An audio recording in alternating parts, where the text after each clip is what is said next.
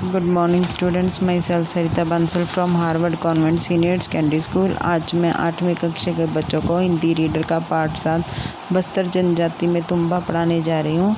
इसमें आदिवासियों के जीवन में तुम्बा के विशेष महत्व के बारे में बताया गया है। जैसे तुम्बा का विविध रूपों में उपयोग किया जाता है। तुम्बा औषधि के साथ साथ सब्जी, मिठाई, मुखौटा आदि के रूप में उपकारी है। तुम्बा लौकी हमारी त्वचा के लिए लाभदायक है, इससे अवगत कराया। तुम्बा इसमें लौकी को कहा गया है।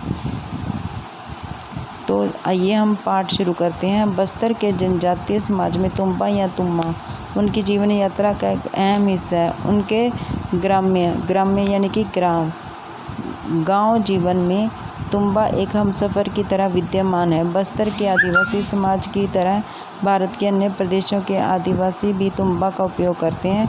बस्तर की जन्म भाषा में इसे तुम्मा या तुमड़ी कहा जाता है। कहा जाना उचित होगा कि बस्तर की वनवासी संस्कृति में तुम्बा का अहम योगदान है। जब कभी बस्तर के ग्रामीण अंचल का आदिवासी परिवार हाट बाज़ारों, खेत खलिहानों, कोर्ट कचहरी में या अपने सगे संबंधियों के यहाँ विशेष प्रयोजन में जाता है तो उसके सुख दुख का साथी तुम्बा उसके कंधों पर होता है, जो उसकी राह का हमसफ़र भी होता है। तो अब हम जानेंगे तुम्बा का अर्थ। तुम्बा अर्थात लौकी का सूखा फल, जिसके सूख जाने के बाद उसका ऊपरी आवरण सख्त हो जाता है। इस सख्त आवरण के अंदर के बीज तथा सूखे हुए गुद्दे को सावधानीपूर्वक बाहर निकालकर अंदरूनी भागों की सफाई कर ली जाए तो वही सूखी लौकी तुम्बा कहलाती है। लौकी हमारे जीवन में एक तरकारी या सब्जी ही नहीं वरन एक औषधि के रूप में विद्यमान है। कहा जाता है कि लौकी की उत्पत्ति अफ्रीका से हुई। अफ्रीका में होती हुई यह भारत पहुंची। लौकी का मानव भोजन से नाता बहुत पुराना है। मैक्सिको की गुफाओं में व मिस्र के पुराने पिरामिडों में उसकी उपस्थिति इसके प्राचीनतम होने के सबूत दोहराती है।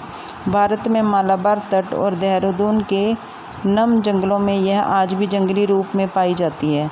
भारत में इसे हिंदी में लौकी, कद्दू, दूधी, लौका और घिया के नाम से जाना जाता है। यह स्वास्थ्य के लिए अच्छी मानी जाती है। इसका वानस्पतिक नाम लेज़िनेरिया सीसेरेरिया है। यह दो प्रकार की होती है, पहली बेलनाकार और दूसरी गोलाकार। लंबी लौकी का आकार बोतल की तरह होने के कारण अंग्रेजी में इसे बॉटल गॉर्ड भी कहते हैं। लौकी जीवन जनवरी से मार्च और वर्षा ऋतु में जून से जुलाई के महीनों में पाई जाती है। लौकी से तरह तरह के व्यंजन बनाए जाते हैं। लौकी की एक खासियत यह है कि इसे व्रत या उपवासों में भी खाया जाता है। इसके अलावा सब्जियां, छिलके की चटनी, सांभर एवं लजीज मिठाइयाँ बनाई जाती हैं। एक और इसके काफ़ी फ़ायदे हैं, वही दूसरी ओर इसके नुकसान भी है।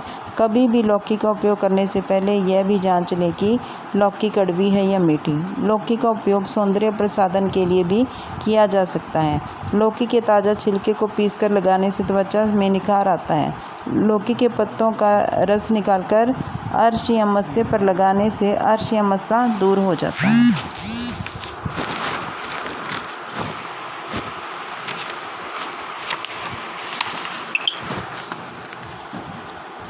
बस्तर की जन भाषाओं में लौकी के प्रकारों को लाऊ, भैंस लाऊ, किंदरी लाऊ, लामड़ी लाऊ, डीरा लाऊ, तुमड़ी लाऊ, पिता लाऊ, जोगी लाऊ, महादेव लाऊ, छानी लाऊ, कसा लाऊ, टिरका लाऊ, बंडा लाऊ आदि नामों से भी पुकारा जाता है। इस लौकी के पके हुए फल को बेल पर ही पककर सूख जाने के लिए छोड़ दिया जाता है।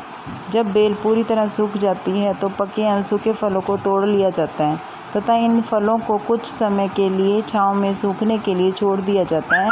इन सूखे फलों के ऊपरी हिस्से से एक गोलाकार हिस्सा काट लिया जाता है तथा उसके अंदर के सूखे गूदे वाले हिस्से में पानी भरकर छोड़ दिया जाता है। लगभग एक हफ्ते में उसके सूखे हुए भाग पानी के कारण सड़ जाते हैं, जिन्हें नुकीले लोहे के औजारों से तुम्बा के अंदर से बाहर निकाल लिया जाता है। इसके भीतरी भागों को अच्छी तरह से सुखाकर साफ कर लिया जाता है। यही फल तुम्बा कहलाता है। बस्तर की जनजातियों के द्वारा पकी हुई लौकी पर चाकू से उकेरे गए पारंपरिक चित्रों को ही यहाँ लौकी आर्ट या तुम्बा आर्ट कहा जाता है। बस्तर के आदिवासी अपनी दैनिक उपयोगी वस्तुओं के प्रति काफ़ी सजग होते हैं।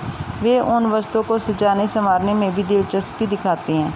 वे चाहे उनके साथी और कंधों में सजने वाले तीर धनुष हो, कुल्हाड़ी हो, कतार हो, पारंपरिक गहने, कंघी हो या चाहे तुम्बा हो, उसे कलात्मक रूप अवश्य देते हैं। तुम्बा में वे गर्म सलाखों और नुकीले औजारों की मदद से पारंपरिक रेखाओं को घेरते हैं। उनके रेखा चित्रों में उनकी कल्पना बसती है।